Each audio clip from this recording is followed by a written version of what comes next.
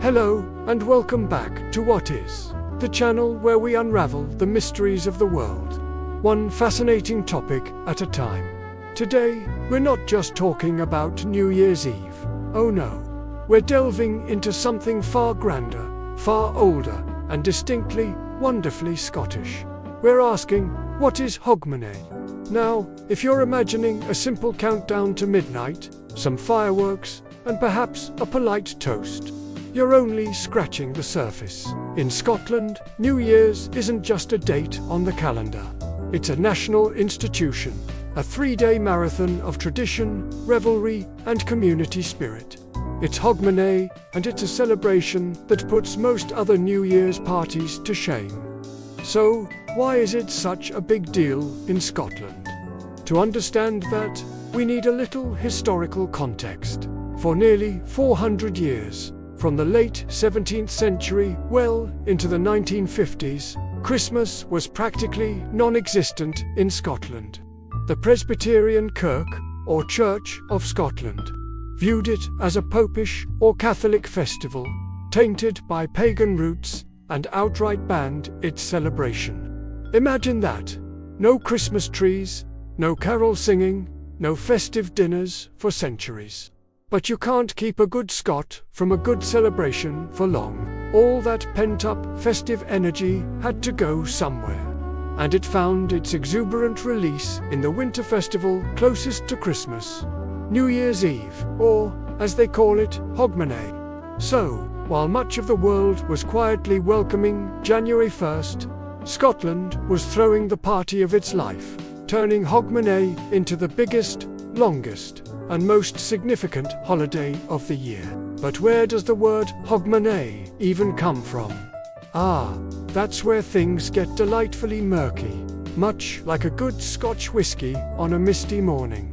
Historians and linguists have argued over its origins for centuries, and frankly, nobody is entirely sure. Some say it's from the old French word Hogmanay, referring to a New Year's gift. Others suggest a Norse root, or perhaps an Anglo-Saxon term for holy month. My personal theory, it's simply the sound a particularly enthusiastic Scot makes after their third dram of whisky and a vigorous ceilidh dance. Regardless, the name itself is as unique and charmingly mysterious as the festivities it describes. So, what does a proper Hogmanay entail? It begins long before the bells chime at midnight on December 31st. Households embark on a thorough deep clean of the entire house. This isn't just about tidiness. It's a symbolic act, clearing out the old year's dust, its bad luck, and its lingering negativity to make a pristine space for new beginnings. And while you're at it, pay off any outstanding debts. You certainly don't want to carry old burdens into a fresh year, do you? As the evening draws in, the focus shifts to the most iconic Hogmanay tradition, first footing. This involves being the first person to cross the threshold of a friend's or neighbor's house after midnight. The ideal first foot, a tall, dark-haired man. Yes, really.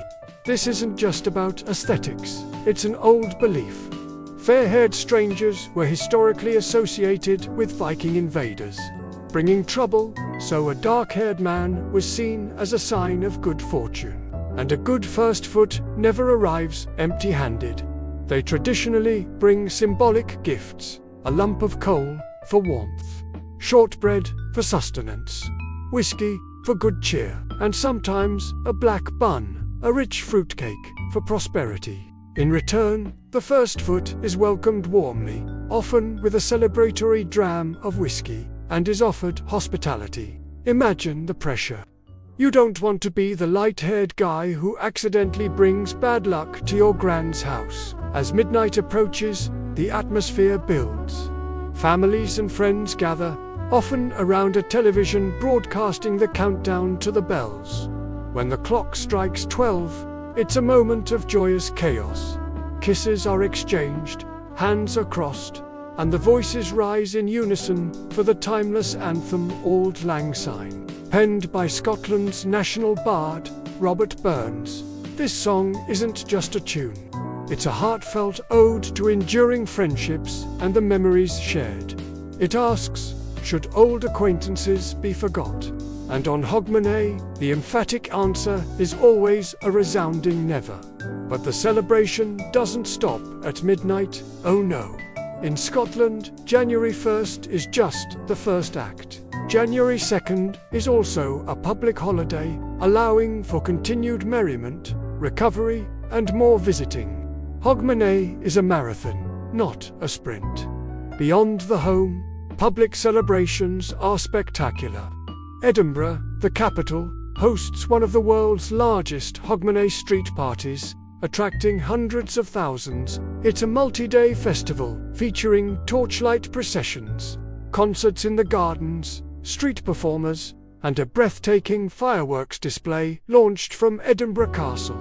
And then, for the truly brave or truly mad, depending on your perspective, there's the Looney Duke on New Year's Day, where thousands of people, often in fancy dress, plunge into the freezing waters of the Firth of Forth. It's a shock to the system, a cleanse for the soul, and undoubtedly excellent for comedic photo opportunities.